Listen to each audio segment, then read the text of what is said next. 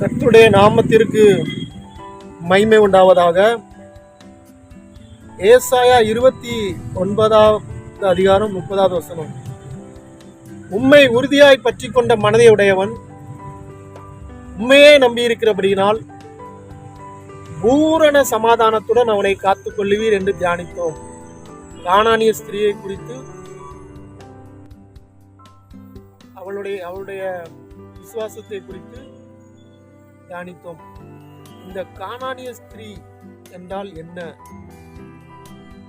ஏன் இயேசு கிறிஸ்து பிள்ளைகளின் அப்பங்களை எடுத்து நாய்க்குட்டிகளுக்கு போடுவது நல்லதல்ல என்று சொன்னார்?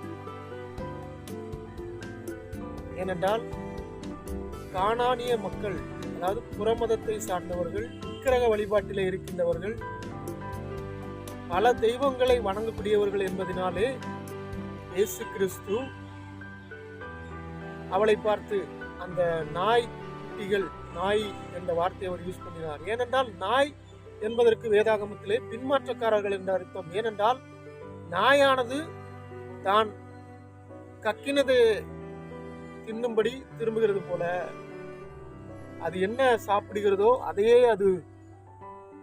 அது வாந்தி பண்ணிவிட்டு திரும்பமாக அது சாப்பிடுவதற்கு முற்படுகிறது. நாய் தான் கக்கினதை தின்னும்படி திரும்புகிறது போல பின்மாற்றக்காரர்கள் நாய்கள். ஆகவே பிற தெய்வங்களை வழிபடுகிறவர்கள், விக்கிரக வழிபாட்டிலே இருக்கின்றவர்கள் பின்மாற்றக்காரர்கள் என்று சொல்லி கானானிய ஸ்திரீக்கு அவர் உதவி செய்ய மறுக்கிறார்.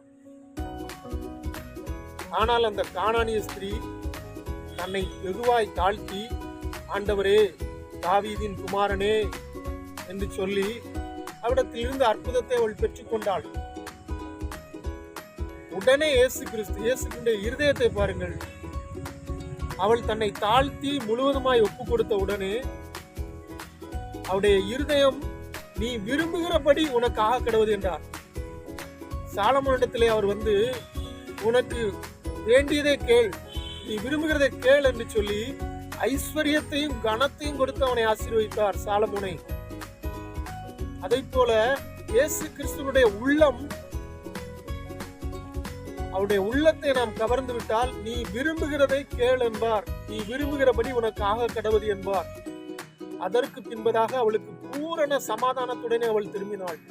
அவளுடைய மகள் அற்புதமாய் சுகமானாள் பிசாசின் பிடியில் இருந்து. கர்த்தருடைய நாமத்திற்கே மகிமை உண்டாவதாக. ஆமென்.